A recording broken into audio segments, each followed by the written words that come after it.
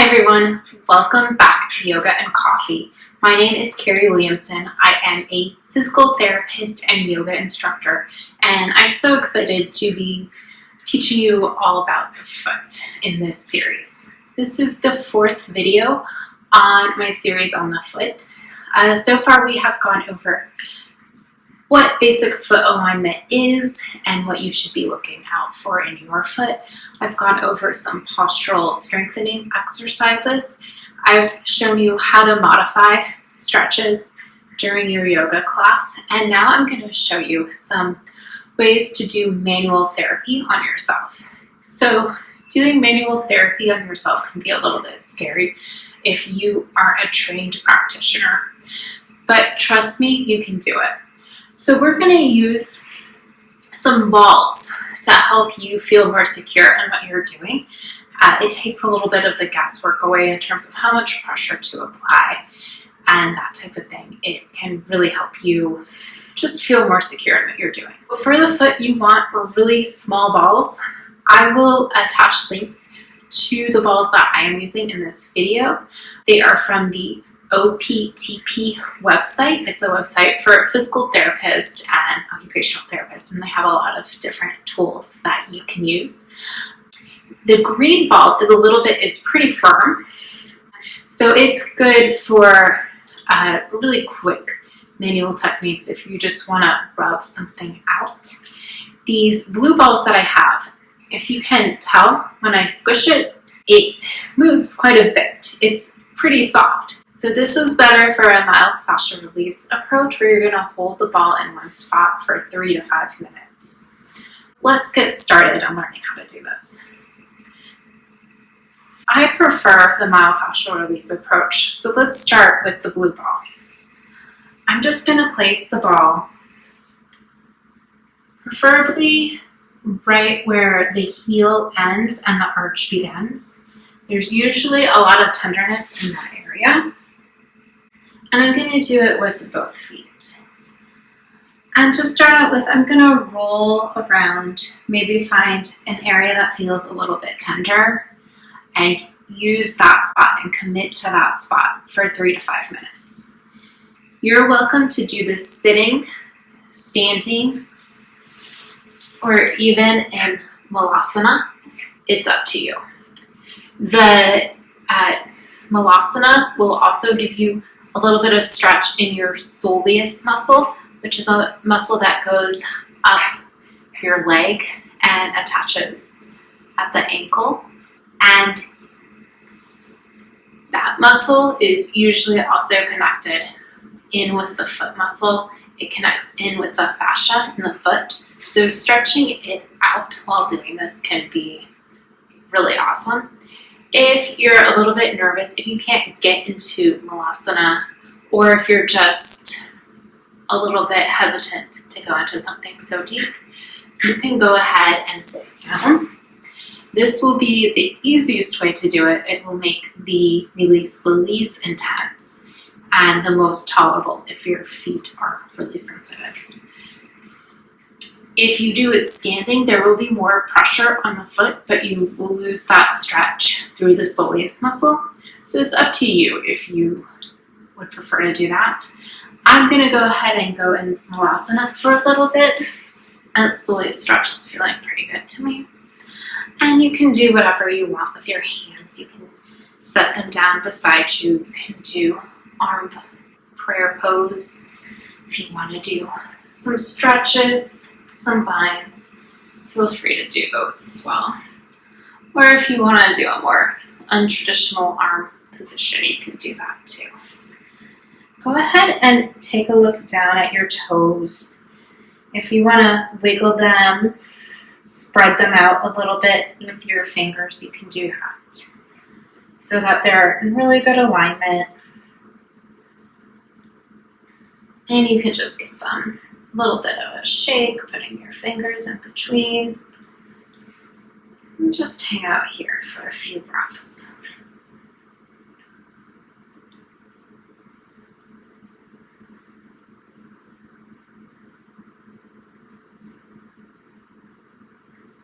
As always with these, we want to pay attention to our minds.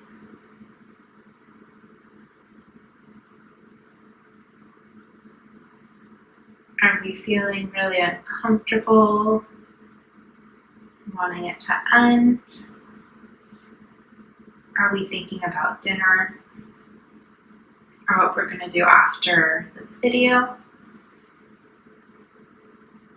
No matter what you're thinking, just come back to the sensation in your foot, your low leg,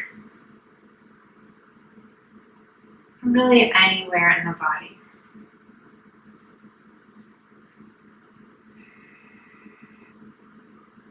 Myofascial release works with the fascial system, and so sometimes you'll be working in one area, but you'll feel something release somewhere else.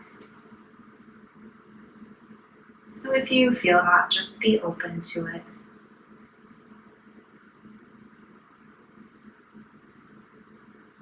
We'll sit in a few more moments of silence.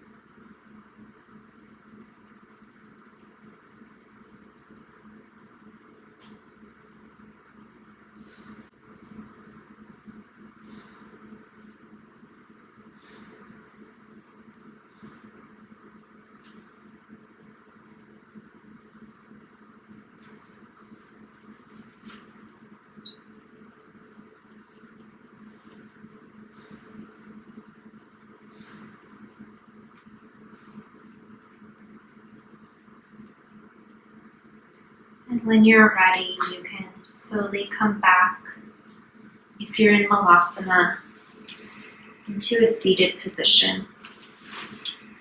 You can take the balls out from under your foot. Just take a few moments, just feel your feet now. Observe what's changed from now compared to how they felt at the beginning. Maybe notice any changes in your leg or anywhere in your body.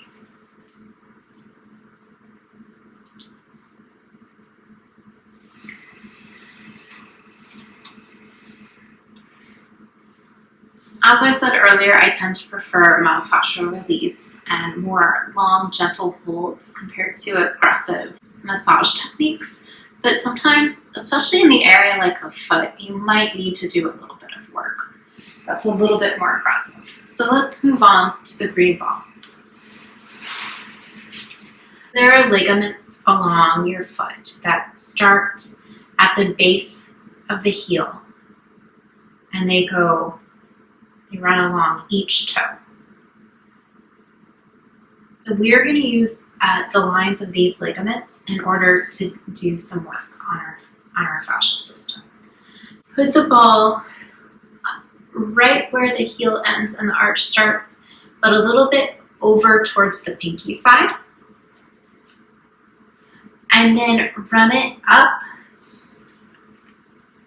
to the pinky toe. Bring it back down. This time, bring it up to the ring toe and back down. And then again, middle toe,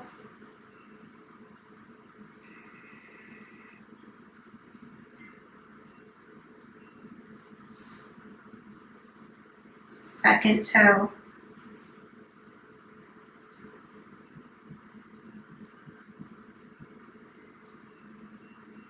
and big toe. When I do this, I notice that my second toe and big toe are the most sensitive. So I may come back to those areas and rub a few more times. If you noticed anything, you can do that too.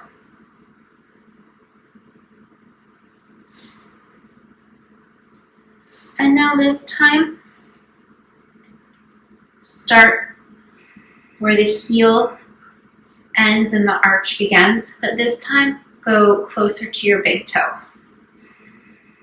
And you're gonna roll through the big toe,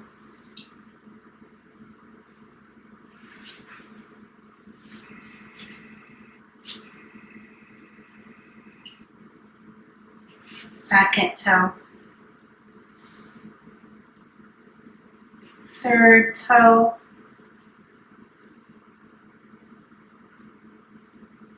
fourth toe,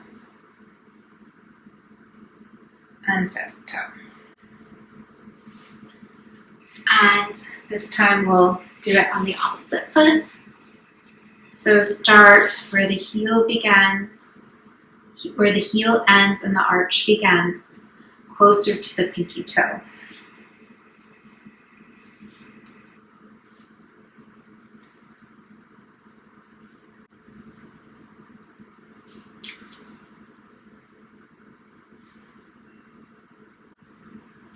Middle toe, ring toe, big second toe, and big toe. And then start closer to the big toe.